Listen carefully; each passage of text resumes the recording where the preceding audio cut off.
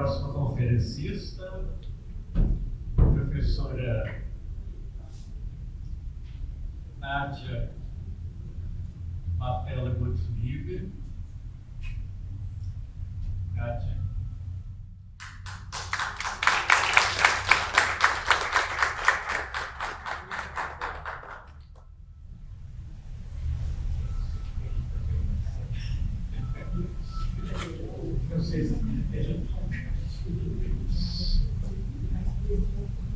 Bom, Alô? a professora Nádia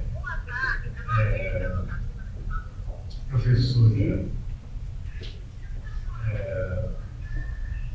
titular, né, da Universidade de São Paulo, e especialmente tem uma série de publicações, mas especialmente nesse caso, não interessa realçar o livro, né, sobre Clarice Lispector, Clarice, uma vida que se conta, de 1995, a referência sobre a obra e a vida de Clarice, depois a fotografia, Clarice, fotografia de 2008.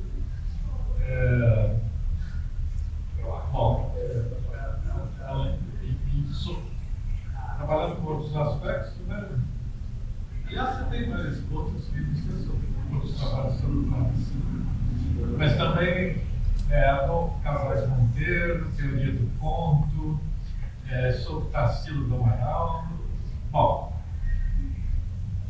vários deles traduzidos, né?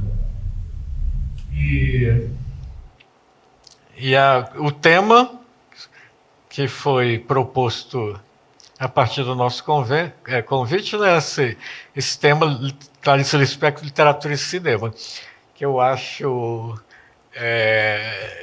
relevante e instigante, e que dá uma boa abertura,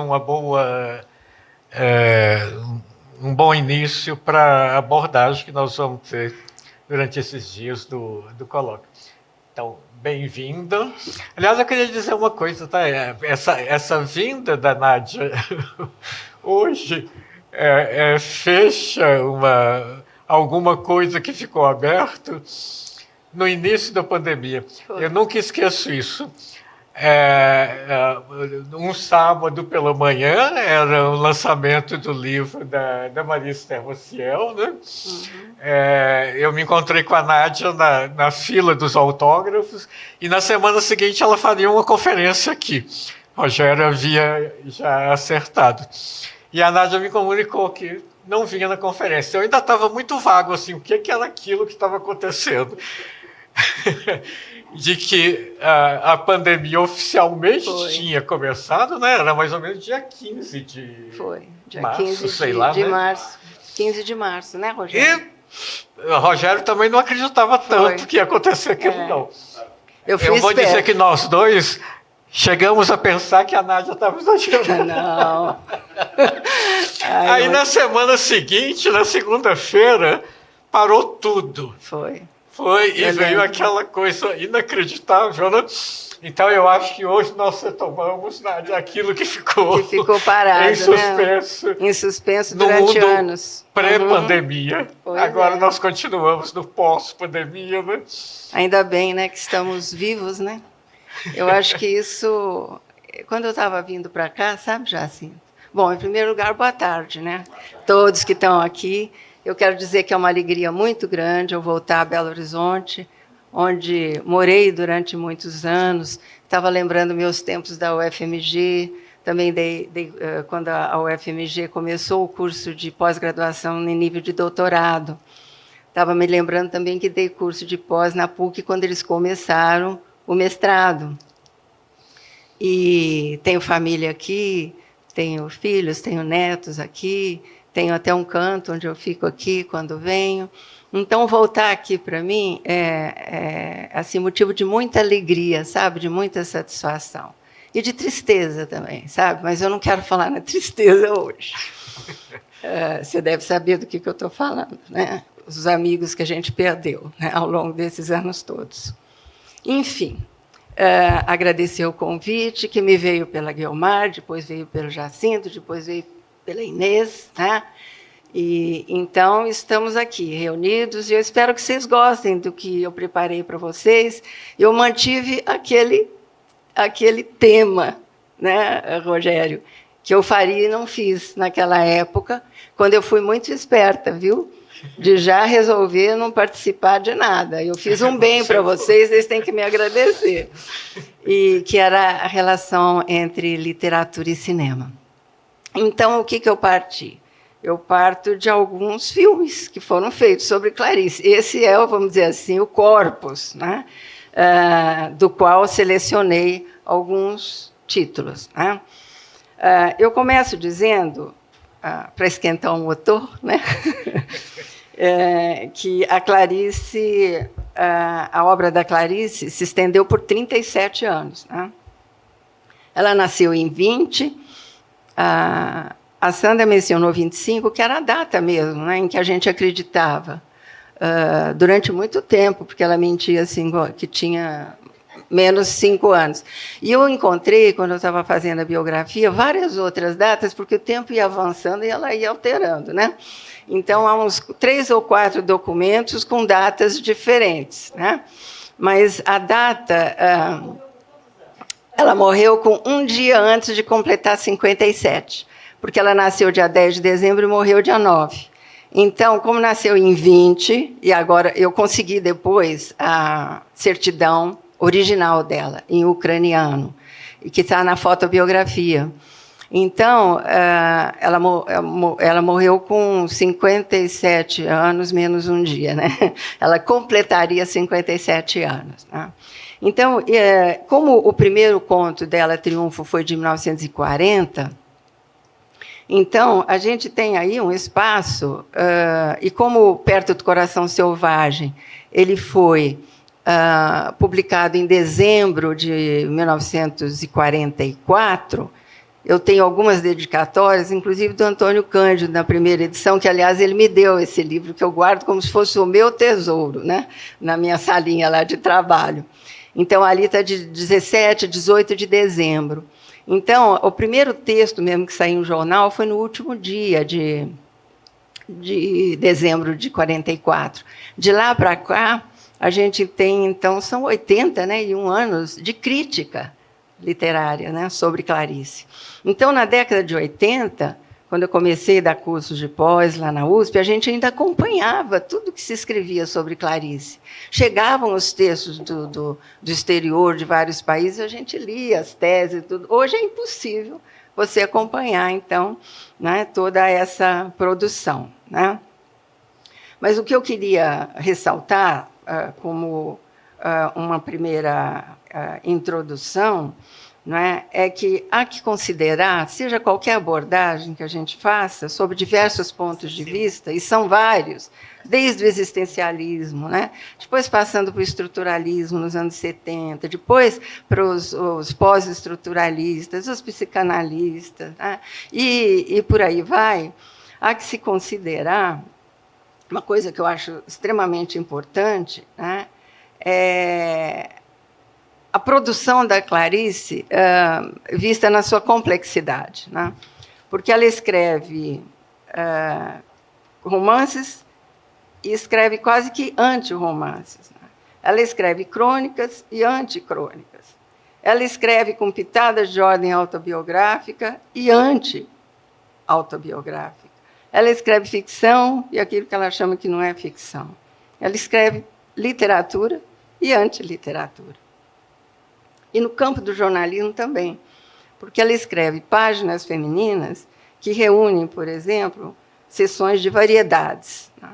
E ali ela inclui de tudo, traduções, crônicas, recortes de modelos de vestido, que eu chamei uma vez de receitas de vestir. Né? Ela põe receitas de comer, como as bolinhas de queijo, que ela diz que são aquela coisa que nunca ninguém sabe como são feitas. Então, ela lasca a receita de de bolinhas de queijo, né? E receitas de matar também, que eu acho muito interessantes. As receitas de matar, por exemplo, barata, né? Que ao fundo e ao cabo seriam, no conjunto, armadilhas de raptar leitores. Eu até chamei esse texto certa vez, que chama-se Meio Cômico, Mais Eficaz. É um texto muito perverso, né? Da Clarice, eu chamei de poética mesmo, né? Uma poética perversa, vamos dizer assim, de atrair os leitores por aquilo que ela tem de banal, de comum, para lascar, né? Com as suas garras, né? Ficcionais, né? Então, eu acho que ela deve ser vista mesmo nessa sua complexidade de um quase que regular questionamento da questão da linguagem, dos seus limites e do que seria também uma antilinguagem, que a gente pode também examinar aqui, né? Queria lembrar também que é uma literatura que foge mesmo dos padrões, né, das convenções, e alguns, eu acho, pelo menos alguns, sem generalizar, eu acho que são regados a preconceitos, regados sabe, a autoritarismos oriundos de um escravagismo entranhado numa sociedade modelada segundo uma ordem de patriarcado machista e anacrônico. Eu acho que esse lado também existe na Clarice, né? Bom, diante, então, de uma obra de tamanha envergadura, densidade e variedade, né? Então, eu escolhi esse recorte. É um recorte com alguns comentários. É sobre isso que nós vamos conversar aqui hoje. O primeiro filme que eu selecionei 3 longas-metragens, né? Há vários curta-metragens também. O primeiro que eu selecionei é um filme que se chama O Corpo. Eu não sei se vocês já assistiram, mas ele está baseado num conto que está no volume A Via Crucis do Corpo, que é dos anos 70, de 1974. E é um livro que a Clarice fez de encomenda, ela estava precisando de dinheiro, e é um livro só sobre o tema do sexo, só sobre o sexo. E faz parte de um lote de filmes, também outros, dos anos 90, também baseados na obra da Clarice, né? É uma linguagem muito objetiva, é muito dura, é muito crua. Está mais para Dalton Trevisan e Nelson Rodrigues, aquele do A Vida Como Ela É, do que propriamente para uma Clarice de Água Viva, ou até mesmo de A Paixão Segundo GH, ou Um Sopro de Vida. A história é simples, eu vou repetir, porque eu não sei se todo mundo assistiu ao filme, né? Então, aqueles que assistiram, por favor, me desculpem, né? É isso que eu vou falar, o que tem num e não tem no outro. Eu acho que a minha missão aqui é justamente fazer essa leitura comparada, né? O conto ele propõe o relacionamento amoroso, né, entre 3 pessoas, que é o chamado ménage à trois, né, entre um homem, que é o Xavier, que é interpretado pelo Antônio Fagundes. Aliás, o Antônio Fagundes está muito bom, né, nesse conto-filme, né? Uma delas é a Carmen, que é a Marieta Severo, que também está excelente no filme. E a terceira seria a Beatriz ou Bia, que foi interpretada pela Cláudia Jiménez. Não sei se vocês lembram da Cláudia, né? Até que aparece uma terceira, que é a Monique, que é interpretada pela Carla Camurati, né? Bom, o cartaz do filme, eu acho que diz muito, porque... Guilherme, dá para você pôr o cartaz para nós? Que é um cartaz muito kit, né? Ele é kit, esse cartaz. Você olha para ele, dá vontade de dar risada. E ele foi feito com a intenção de propor o riso, ou seja, considerado como comédia esse filme. É uma comédia.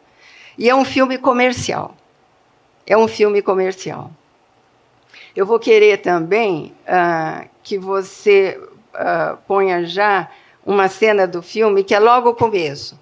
Eles vão assistir um filme fundamentalmente erótico, que é O Último Tango, em Paris, do Bertolucci. Não sei se vocês assistiram esse filme, que foi faladíssimo nos anos 70, porque ele foi proibidíssimo. Em todos os países onde ele foi lançado, ele foi proibido. E é um filme de 1972. Eu fiquei encucada até hoje. Como é que ela escreveu o conto em 1974? O filme foi lançado em 72 no Brasil, mas ele só foi liberado em 75. Então, em alguns países demorou anos para ser liberado. Aqui no Brasil, com muito esforço, depois voltou, depois saiu de novo de circulação, porque nós estávamos em plena ditadura militar, né? Então, teve isso, né?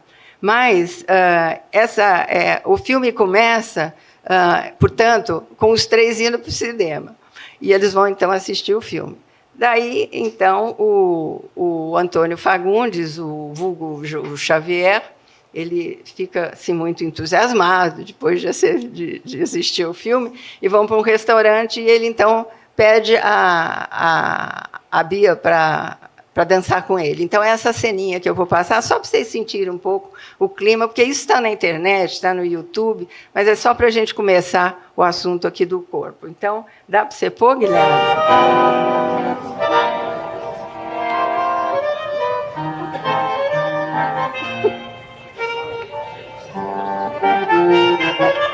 Isso é demais para mim, eu vou morrer de emoção. Me acompanha, Bia.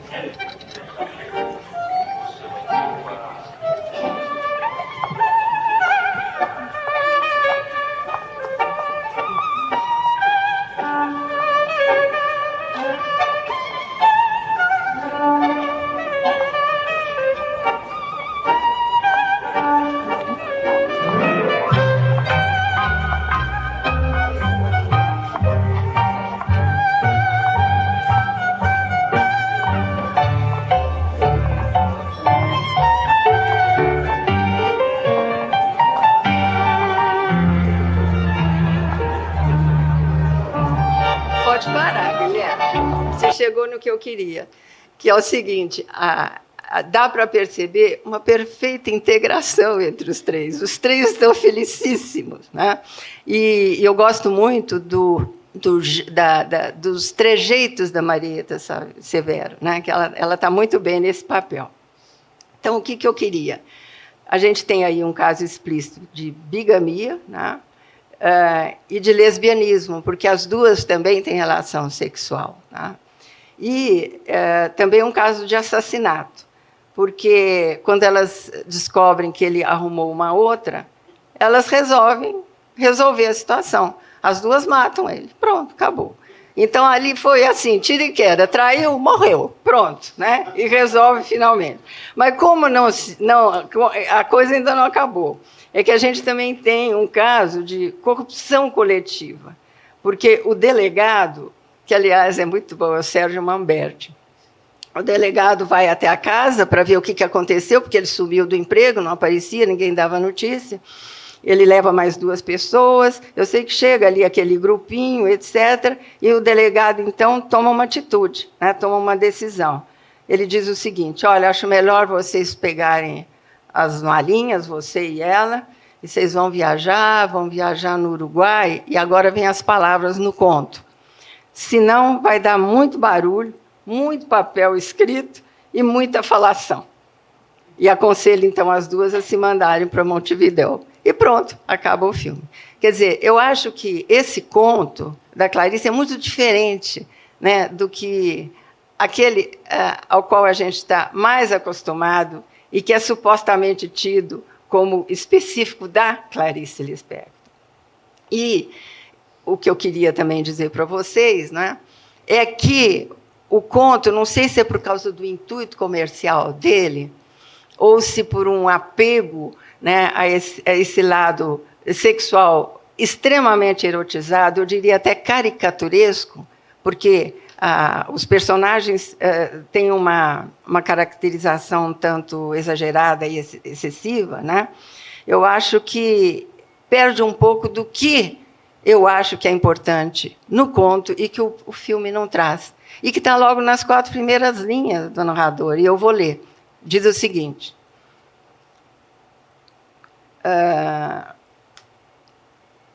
Está aqui. Onde é que está? Xavier era um homem. Primeiras linhas do conto.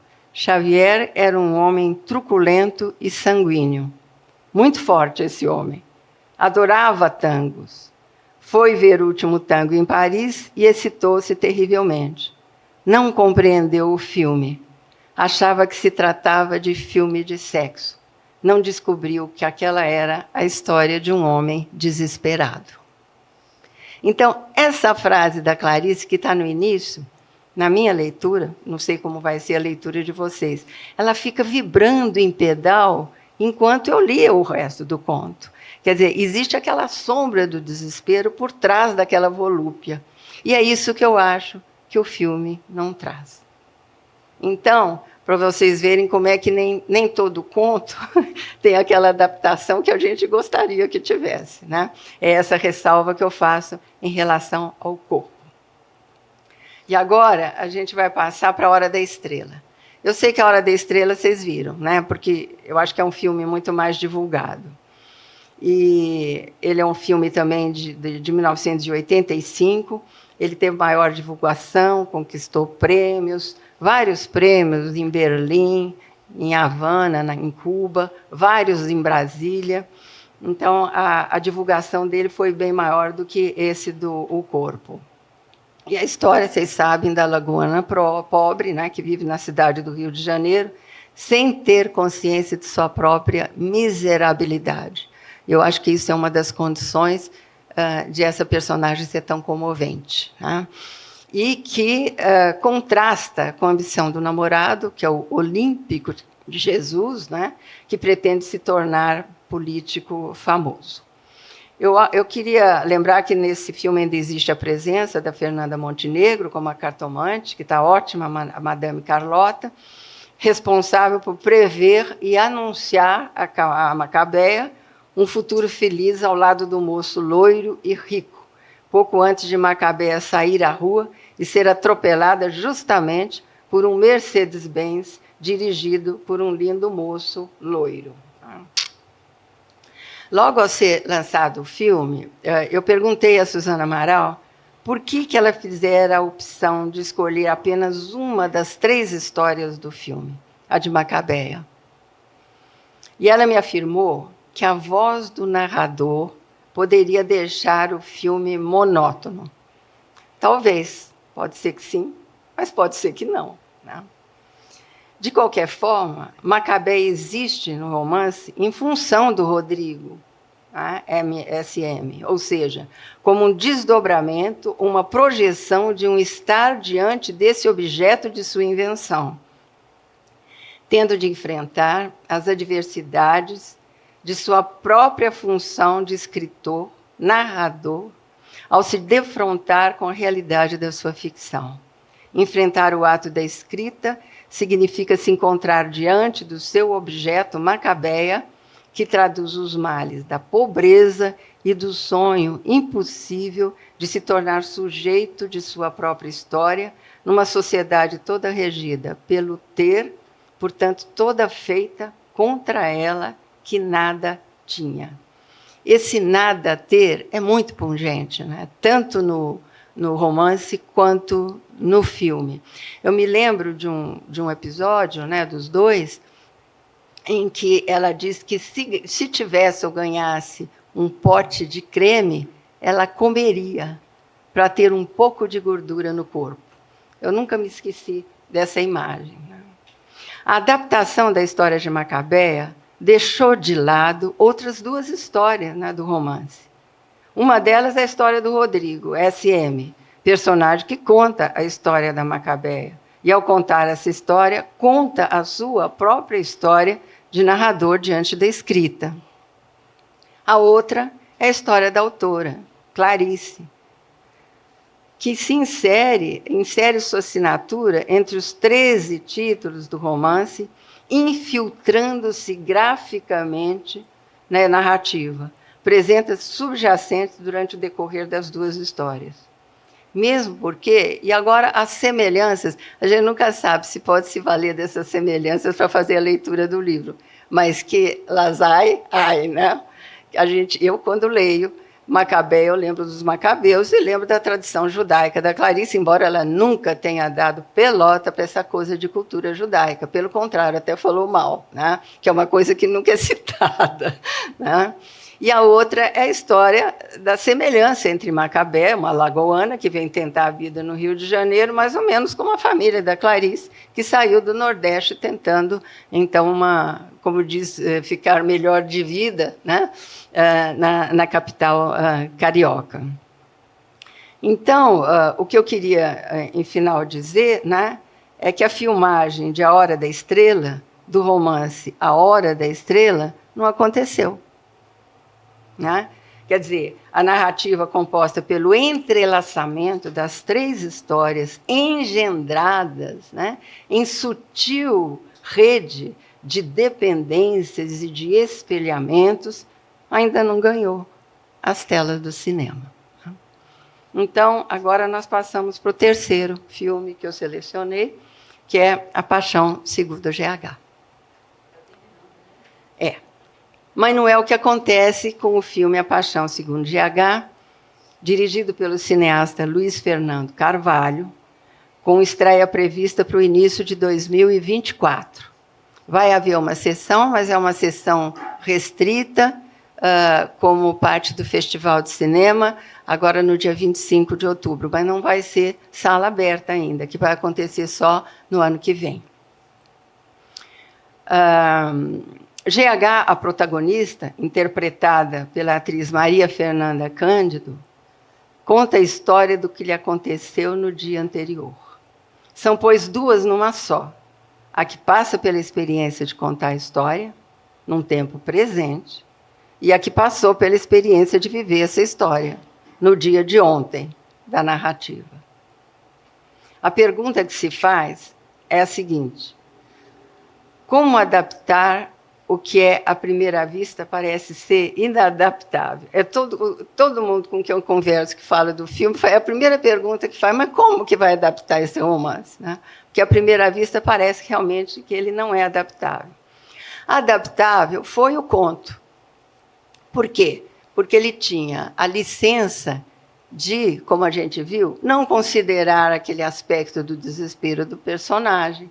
Ele incluiu personagens que não existiam, como a mulher do delegado. A mulher do delegado existe só para dizer, né, para ir eles põem uma cena que não tinha, é ela colhendo esmola na igreja, e passa assim perto das 2 que estavam lá rezando, passa assim, sabe, criticando, não quer nem o dinheiro dela, sabe? Quer dizer, a hipocrisia social, por quê? Porque, no fundo, ela também tem desejo, e o marido dela, o delegado, também se insinua com vontade de ter ou de não ter uma relação extraconjugal. Então, é uma crítica à hipocrisia que é reforçada nesse trabalho de adaptação, né, que permite certas licenças. Né. Houve adaptação também do filme A Hora da Estrela, porque a Suzana Amaral simplesmente ignorou metade ou 2/3 do romance, ou seja, ela se fixou numa história e simplesmente ignorou as outras 2. Então, a gente não pode dizer que é um filme de A Hora da Estrela. Tá? Nesse caso, talvez seja possível, né, o que acontece em A Paixão Segundo GH é que eu não considero uma adaptação, não é uma adaptação. É uma transposição, ou então o que eles chamam de transcriação. Então, é sobre isso que eu gostaria de conversar com vocês. Né? O diretor propõe e executa, com talento e rara criatividade, essa transposição que lhe possibilita fazer um filme romance. Um filme que pode ser, sim, chamado de A Paixão Segundo GH. Ou seja, um filme Clarice, que é o que eu não vejo nos outros 2. Né? É por demais conhecido o caminho trilhado pelo Luiz Fernando. Vocês já devem ter visto vários trabalhos dele. Né? Por exemplo, na Globo, ele fez o Renascer, de 93, O Rei do Gado, de 96, O Velho Chico, de 2016, e a minha minissérie preferida até hoje, que é Os Maias. Eu adoro essa minissérie, que é de 2001. Depois ele fez também Os Dois Irmãos, que é muito boa, de 2017. E fez também um tesouro, eu acho, do repertório, né, de filmes brasileiros, que é o Lavoura Arcaica, baseado no romance do Raduan Nassar. Foi um filme que recebeu quase 60 prêmios aqui no Brasil e fora do Brasil. Esse filme é uma maravilha. O diretor afirma que, durante as filmagens de Lavoura Arcaica, A Paixão Segundo GH era seu livro de cabeceira, porque GH expressava no romance tudo aquilo que a Ana, personagem de Lavoura Arcaica, não dizia, ou não podia dizer, tendo em vista o meio familiar extremamente repressor em que ela vivia. Portanto, interessante observar que o diretor, enquanto filmava a obra de Raduan, muito antes de lançar, né, o filme, ele já elaborava um diálogo entre esses dois romances. E de lá para cá, passaram-se 20 e tantos anos. 20 e tantos anos, o Luiz Fernando, com esse filme GH na cabeça, elaborando esse filme. Tá? Poderia lembrar também o recente série Independências, que ele fez, agora recentemente, para a TV Cultura, uma série de 16 capítulos, eu não sei se vocês assistiram, por ocasião das festividades do bicentenário.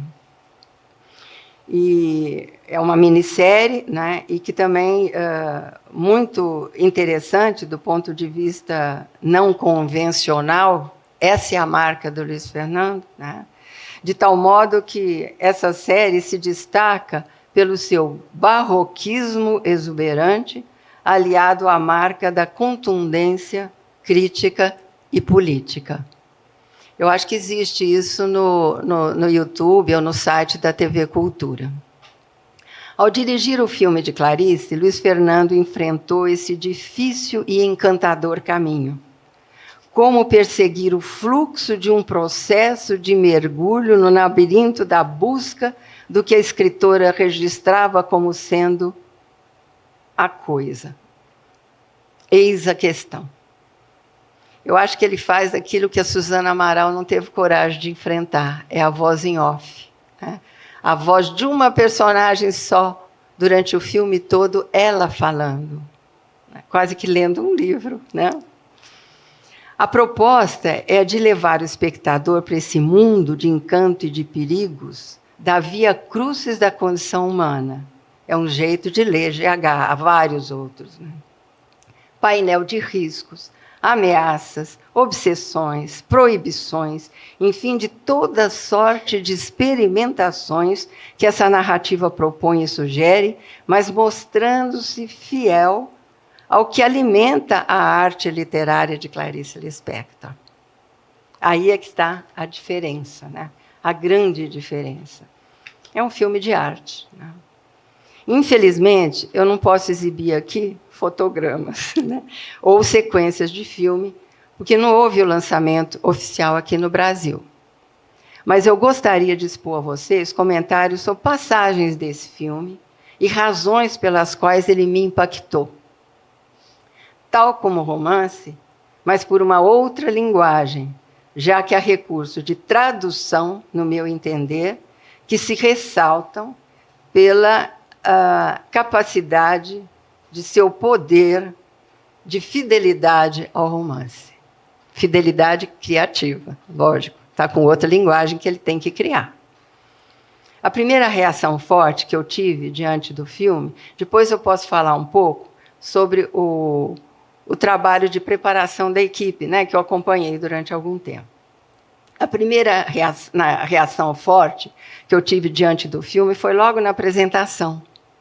a imagem de uma mulher aparece em movimento, assim, ó, distorcida, em ondas que se propagam e que parecem fugir da tela e voltar em tons pastéis e, às vezes, com manchas em tom vermelho.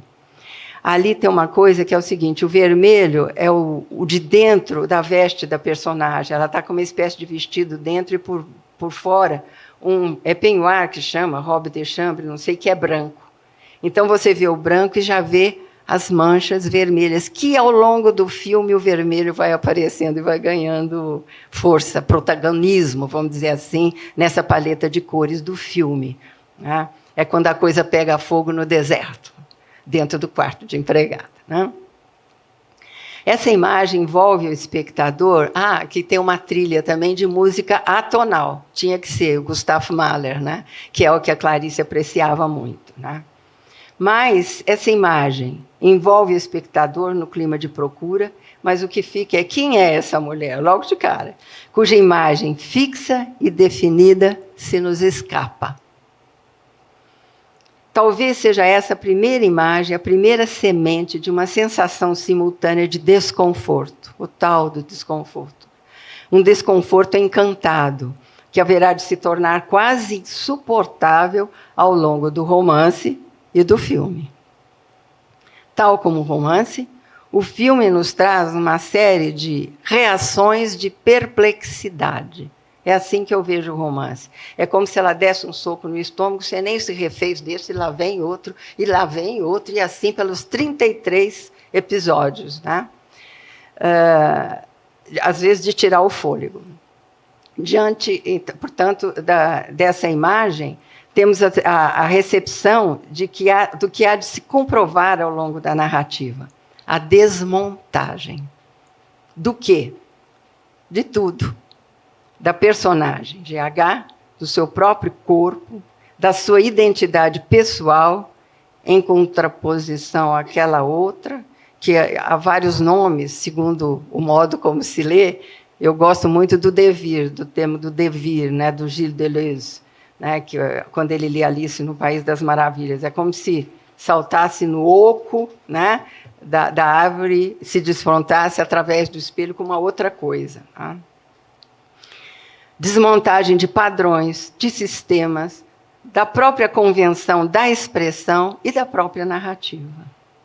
Tais camadas de sentido vão sendo desvestidas, descascadas, num fluxo em que a escritora é levada a extremas consequências, a ponto de desmontar o sentido da própria ficção e da própria literatura.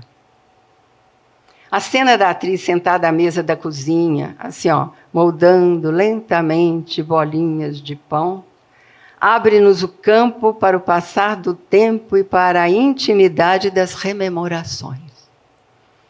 É o close no rosto da atriz que inaugura as primeiras falas ou as palavras do primeiro parágrafo do romance, com o olhar voltado para nós, espectadores, bem de perto. Então, a gente tem o rosto dela só, bem de perto, voltado para a gente. Distância que mantemos diante do livro que lemos. Eu acho muito interessante isso, o jogo que ele faz com a câmera. Ao assistir o filme, estamos, portanto, a ler o livro aí transposto. E é aí que ela começa, então, a fala propriamente dita, que eu vou ler só 3 linhas, né, para vocês se lembrarem. Estou procurando, estou tentando entender, tentando dar a alguém o que vivi e não sei a quem. Mas não quero ficar com o que vivi.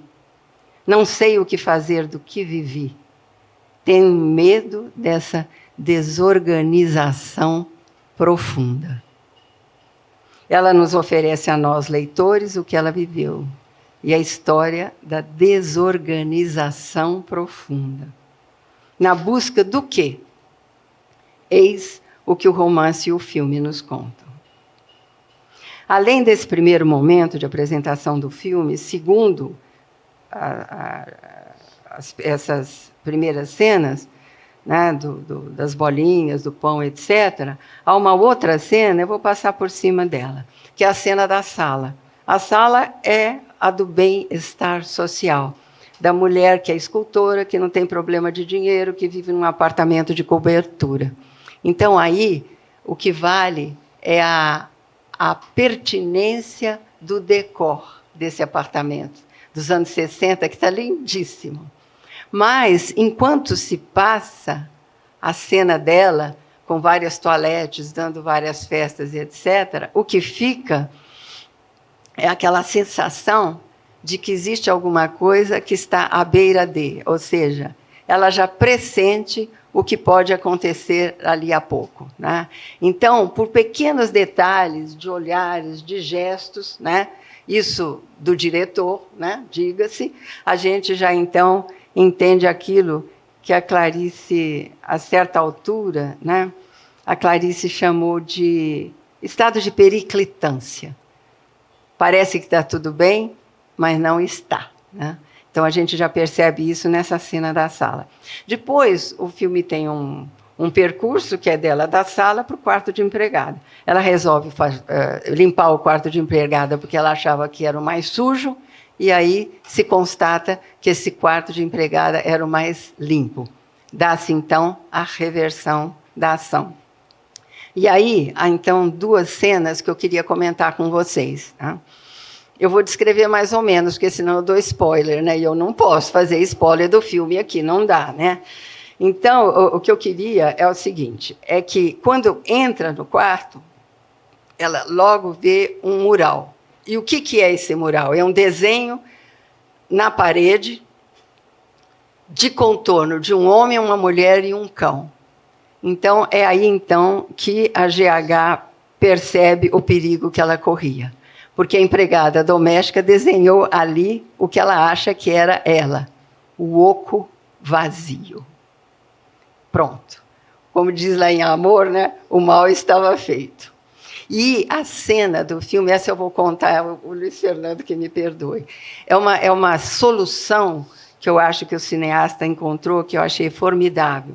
Porque ele traz a Janaíra, a empregada doméstica, para fazer o desenho em carvão com um sinal que dá gastura, é a gastura que fala aqui, né? Aquela sensação, né, de desconforto, né? E ela faz o desenho, né? E a GH tenta lavar a parede. Ela não quer se enfrentar nesse oco vazio. O que ela quer é lavar, sumir com aquele desenho. E o que eu acho importante, né? É esse confronto entre as duas, mas aí tem uma cena que eu acho, um momento que eu acho muito especial, porque esse é o momento em que, enfrentando o oco de si mesma, ela consegue enxergar o outro que é a Janaíra. Então, ela diz, pela primeira vez na vida, eu enxergava o outro. Então, Janaíra, que é aquela empregada que usava uniforme branco, marrom ou preto, e que passava completamente despercebida pelo apartamento, ela começa a ter fisionomia, ela começa a ter formato, né? E ela se transforma, então, na imagem que a Clarice dá a ela de rainha africana. Então, como que eu vejo essa cena? Eu vejo a cena em que é a preta, que é a negra, que consegue instigar a patroa branca para fazer com que essa patroa branca construa a visibilidade do negro. Então, a revolução vem de baixo, não vem de cima, né? Então, eu acho essa solução do Luiz Fernando, ela reforça um dos aspectos que eu acho mais interessantes nessa parte do romance, né, e do filme. É ela aprender a reconhecer o outro. E aí, acontecer quase que o que a gente poderia chamar de quase que uma revolução, uma carta de alforria, uma revolução, no sentido mesmo emancipatório, né, da colonização, né? O preto é aquele que tem foro de dignidade enquanto o branco, tá? Mas é pela força do negro, pelo modo com que ela instiga a branca patroa, é que essa coisa acontece, né? Através do mural, através de um desenho que é o elemento instigador. Um outro recorte, uma outra cena que eu gostaria de comentar com vocês é o encontro dela, naturalmente, com a Barata, que eu acho que é a personagem, uma das protagonistas, né, do filme. Eu acho que nem GH é a protagonista, eu acho que a protagonista é GH, Janaína e a Barata. É um trio, né, que acontece nesse romance. E tem uma cena de olhar. Acho que o olhar na Clarice sempre foi muito forte, né? Muito contundente. Há muitos olhares na narrativa da Clarice. Leia-se o Búfalo, por exemplo. Veja-se as fotos da Clarice, desde a infância até aquela do Aldair Gomes, que eu adoro, né? Que eu usei até nas capas, né, da fotobiografia. O olhar é muito contundente. Então, há um momento em que a Barata sai do armário e ela mata a Barata e devora o de dentro da Barata, que também é muito erotizado, né? Porque sai aquela massa branca do de dentro da Barata como se fosse uma pasta de dente. Tá? Esse momento, eu acho que também é extremamente importante, né? Porque nessa troca de olhar tem uma imagem que, para mim, é a imagem mais importante do filme todo pela contundência. Mas eu não posso contar qual é. Sorry, but essa eu não digo. Viu? Então, vocês prestem atenção. Alguma coisa vai sair daquele armário. Mas, na hora que abre o armário, tem uma imagem que, para mim, é a melhor do filme. Porque ele consegue condensar tudo aquilo que ele já havia, sabe? Catalisando ao longo do romance. E, para eu não tentar, não cair na tentação, eu vou escapar daqui bem de fininho, né? E vou dizer que no final do filme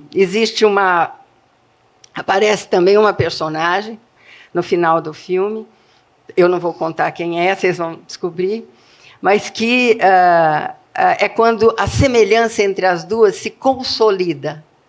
É quando GH se percebe mulher entre mulheres, como da mesma espécie. E, em sendo da mesma espécie, elas tendem a ser nada e ninguém, porque aí já estão naquele clima de Lispector, que eu não vou desenvolver aqui, que é do estar sendo. Vamos ficar aqui, porque senão a gente vai ter que conversar sobre muita coisa. Esse momento eu acho muito importante e teve também uma solução boa. Tá? Não vou contar. E aí, o final é quando aparece uma personagem e ela aponta para o set de filmagem. Então, aí vem uma tradução daquelas reflexões que a Clarice faz depois que se consumou toda essa história de paixão, que é uma história que a gente pode ler como se fosse a via crucis da própria condição humana, mas é uma história de paixão também, né? De um pelo outro, e da mulher pelo homem, pelo amante, porque aí vão aparecendo as relações, né, dela com os homens da vida dela. E aí, então, é uma pergunta que se faz nesse final da Clarice, no romance, e do Luiz Fernando no filme, porque ele pergunta o que representa essa reiterada procura numa sequência de perdas e sempre de novas tentativas. Né? Então, tanto no romance como no filme, se desenha o gosto de procura em direção ao que nos compõe como matéria viva, em direção ao inexpressivo, ao atonal. Mas, no filme, a mão que aponta para a obra que ali se faz, o filme, essa mão, tal como uma antena a mais que anuncia o processo da necessária desconstrução dos padrões, mitos, verdades definitivas, segue a trilha de um Deus, entre parênteses, que não se deixa ver. Esse é o segredo do romance e do filme. E eu cito Clarice, né? Pois ele sabia que eu não saberia ver o que visse. Eis o ritual de paixão e de libertação se criando, de vida emergindo e se impondo plasticamente, artisticamente, esteticamente, com a máscara, aqui eu uso uma expressão da Clarice, a máscara da solenidade. É um ritual. Porque o filme todo, como um romance, é um ritual. na tradução do que, e eu cito a Clarice, a explicação de um enigma é a repetição do enigma. E agora, só para terminar, eu vou citar aqui um pequeno texto que eu trouxe, meia página, rapidinho. Esse filme foi exibido em 15 de junho desse ano, em Paris, numa sala da exibição chamada em português o Arlequin, l'Arlequin, o cinema, numa que eles chamam de projection professionnelle, que é uma sessão de cinema não pública, né, para pessoal mesmo do cinema, né? E antes de iniciar a projeção, o diretor Luiz Fernando leu um brevíssimo texto que eu passo a ler para vocês, naturalmente com o assentimento dele, a quem eu agradeço. Então, é um texto pequenininho que é a voz do cineasta apresentando brevissimamente o filme que as pessoas iriam ver, né? Então, ele diz o seguinte: bom dia a todas e todos. É com grande emoção que retorno ao l'Arlequin, espaço mítico, repleto de lembranças luminosas. A Paixão segundo GH foi publicado em 1964, em plena ditadura militar. Mas não se trata de um filme de época. No meu modo de sentir, foi um texto escrito ontem à noite, enquanto todos nós dormíamos. Mas é no agora que estamos, nesta década complexa e delicada para todos nós. Nós, os autodenominados seres superiores. Seres superiores? O que, afinal, seremos nós? Esta é a questão central da obra de Clarice Lispector, esta grande escritora que nasceu na Ucrânia, mas que encontrou no Brasil sua linguagem. Finalizei o filme no Brasil faz 2 semanas. Acontecer de hoje estarmos aqui em Paris para sua primeira exibição concorre para aumentar o mistério que cerca minha aproximação com o universo clariceano. Portanto, minhas palavras vão em forma de agradecimento. Agradecimento à Edition des Femmes, que abraçou a dimensão ética e estética desta escritora. Devemos a des Femmes a apresentação de Clarice à França, nos idos dos anos 70, mas também a sua contínua dedicação à obra da escritora. Agradecimento a Kátia Adler, que representa a comunidade do cinema brasileiro através de sua resistência afetuosa. Criadora do fundamental Festival do Cinema Brasileiro de Paris, sem Kátia não estaríamos aqui hoje. Agradecimento à direção e aos projecionistas do Cinema l'Arlequin, aos seus funcionários que nos dispuseram esta sala limpa e apresentável para nosso encontro. A todas e todos não visíveis aqui neste momento. Mas, afinal, quem é Clarice? Eu não saberia dizer. Nunca soube, ou saberei. Trabalho sobre a Paixão segundo GH faz décadas. E o enigma persiste. E como não amar o enigma? O enigma somos nós? Eu espero não perturbá-los com esta questão. Talvez o filme seja a continuação desta pergunta sobre nós mesmos, a tal humanidade e suas leis, mas também uma reflexão sobre uma outra humanidade possível e sua energia regeneradora, feminina, capaz de fazer renascer em qualquer um de nós a nossa própria potência desconhecida, sem gênero ou tempo. Basta que se traga o peito aberto para o encontro com uma vida maior, esta sim, capaz de gerar revoluções. A revolução somos nós mesmos, diria Clarice. Bom filme. Então, é o que eu desejo a todos, um bom filme no ano que vem. E obrigada aí por prestarem atenção nessas considerações.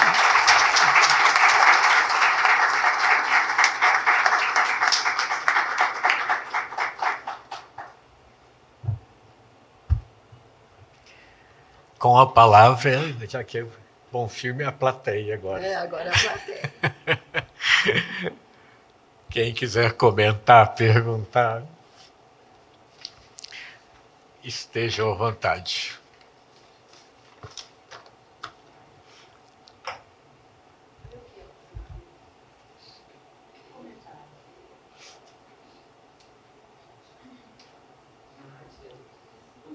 Oi. Eu tenho tantas perguntas para você sempre, né? Sempre. Que bom, né? Ótimo. Que a gente vai conversar mais depois. Uhum. Eu queria te perguntar uma coisa que eu nunca perguntei. É assim, se você acha que A Hora da Estrela foi uma espécie de reação da Clarice a todos esses que cobravam o engajamento dela com os problemas sociais do Brasil naquela época. Se você acha que isso pode ter influenciado, porque embora assim seja muito dentro, né, do estilo clariciano, todos os monólogos do Rodrigo ali, falando sobre a criação, a arte, são tão bonitos e que ficaram de fora do filme da Suzane, infelizmente. Né? Uhum. Macabé é uma personagem que é meio um ponto fora da curva, me parece, assim, na obra da Clarice, uma personagem diferente de todas as personagens que ela tinha criado antes. Né? Eu acho. Uhum. Não, sob certo aspecto, eu acho que eu estou de acordo com você também, né? Eu não sei se a Clarice teria intenção de reagir a uma demanda externa. Eu acho que ela é muito fiel a si mesma nas questões que ela quis fazer. E eu acho que por isso que ela sempre foi não convencional. E eu acho que a Macabé é não convencional. Porque, embora ela continue uma história, que é uma história da tradição da literatura brasileira engajada, é como se fosse a continuação de Vidas Secas, porque agora é o nordestino que não está vindo, mas já chegou e está penando no Rio de Janeiro. Apesar disso tudo, eu acho que ela continua muito fiel àquela questão de construção de personagem feminina. Porque a Macabé é muito especial. Ela não é só uma nordestina que não tem nada na vida, que nunca vai ter, porque num sistema como o nosso não tem lugar para ela.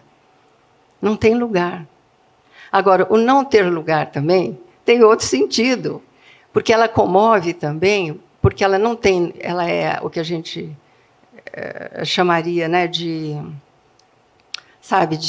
fora da curva, no sentido de não ter consciência da sua própria condição perversa, né, de miserabilidade, vamos dizer assim, né, vivendo naquele estado que ela vive no Rio de Janeiro, né, e cercada de riqueza, e sem nem ter consciência das diferenças sociais. É isso que comove Macabé.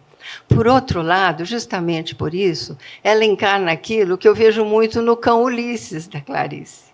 Ela simplesmente vive. Está sendo. Ela paira acima dos outros. E é por isso que, apesar de ser tão pobre, tão vitimizada por uma sociedade cruel, ela tem um certo ar, né, de resistência. E por isso que ela resiste como aquela barata do GH, né, que resiste sob os escombros da civilização há 350 milhões de anos. Ela é a nordestina que resiste há tantos milhares de anos, né? Então, acho que é uma figura muito complexa. Ela não é só a nordestina que veio para o Rio de Janeiro e que pode favorecer uma leitura do ponto de vista social, sabe? Na linha de uma continuação, né, do Fabiano e família, sabe? Eu acho que tem uma outra dimensão humana, da condição humana, sabe? De tentar vencer, que é a GH. É tentar vencer essas repressões sem fazer força, porque ela já atingiu aquele estado que a GH gostaria de ter, que é de ser. Que nem os animais são. É um pouco aquela coisa do não humano, né, que o Evandro tanto, né, escreve sobre, né, o Evandro Nascimento, a Esther Maciel, né? É uma coisa do bicho, mas do bicho selvagem, não no sentido da selvageria, etc., mas no sentido de atingir o âmago de si mesmo enquanto vida, e de ter aquilo que a Clarice chama de poética da desistência, que não é negativo, e aceitar os complexos da vida e embrenhar no fluxo que essa vida nos impõe, sem vingança e sem ação. É isso que me comove na Macabeia. E quando ela grita, quando ela tem um sonho, quando ela tem alguma coisa para se inserir enquanto sujeito da sua própria história, ela morre. Por quê? Porque não tem jeito. Não tem solução. Ela sempre há de ser pela porta dos fundos. A Clarice é implacável. Ela não faz condescendência, ela não é benevolente. Né? Nesse sistema, a coisa não funciona. E se a pessoa também não enfrentar o oco de si mesma, ela vai viver nesse estado, entre aspas, eu gosto muito dessa imagem da Clarice, né? Vive como se fosse uma citação de si mesma. Eu acho isso genial. Né? Os psicanalistas devem gostar, eu nem sei ler como psicanalista, mas eu acho bom, né, Lúcia? Entendeu? Então, é isso que eu penso da Macabeia. Porque a militância da Clarice é impossível. Ela não se enquadra em sistemas, ela não se enquadra em sistema nenhum. Ela faz um feminismo, você vê, por exemplo, o primeiro conto dela, Triunfo. O homem vai embora, a mulher está sozinha, esse é um estado paradigma, quase que, né, modelão, né, da Clarice, a mulher está sozinha, o homem foi embora, GH. E ela rememora o que aconteceu, pronto. Quer dizer, essa estrutura óssea do episódio é a mesma do GH. E o que a mulher faz quando o marido vai embora? Ela começa a ter a sensação de que ela existe, sem ele. A terceira perna, né, do GH. Sem ele. Então, ela começa a olhar para o teto da casa, começa a redescobrir o mundo. Né? E acha ainda um bilhete em que esse marido é um sacana. Eu detesto esse marido, porque ele deixou a esposa porque ele achava que ela atrapalhava ele escrever. Ai, eu tenho uma antipatia disso, sabe? E que ela atrapalhava, olha, sabe? Então, pronto, então foi bom que saiu, porque deu a essa personagem a oportunidade dela se reconhecer. Né? E daí ela começa a limpar a casa, também GH, né? Vai limpar o quarto, e daí toma um banho de água fria no tanque, ela vai lavar roupa, estava um calor, ela, pronto, tira a roupa, toma um banho de água fria e se descobre que é forte. Primeiro conto, Clarice tinha 21 anos, 20 ou 21 foi em 41, tinha 20 anos. Então, já tem o primeiro grito, vamos dizer assim, feminista. Mas a Clarice nunca seria uma feminista, porque não cabe em sistema, ela não se enquadra. Quando ela diz que é inclassificável, eu concordo com ela, né, que ela é inclassificável. Agora, foi para a passeata, foi para a reunião do Colégio dos Meninos durante a ditadura, escreveu uma carta, né, manifestando sua opinião, né, mas participar de movimentos, sabe, com regras, com normas, né, com direções de como agir, não dá certo. Tá? Porque é muito difícil você ler a Clarice de acordo com correntes. As correntes iluminam. Ah, isso aqui eu acho que é isso, mas vai juntar. Não dá certo. Tá? Então, acho que a Clarice sabia muito bem o que ela fazia. Né? Quando ela diz que é inclassificável, quando ela diz que nunca se faria biografia, por quê? Porque ela queria o bio, não a grafia. Lógico.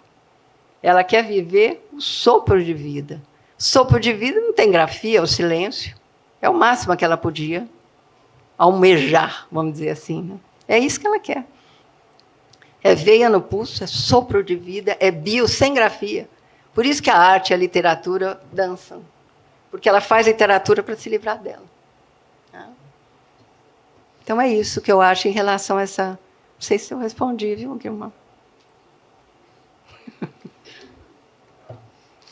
Nós vamos fazer um intervalo ali no foyer. Tem Que chique. um café e também vai haver um show com a Maíra Landa e o Gustavo Souza, cantando umas músicas francesas. Ai, que inclusive. maravilha. Agora eu queria agradecer muito a Nádia por essa Obrigada. bela conferência. Obrigada.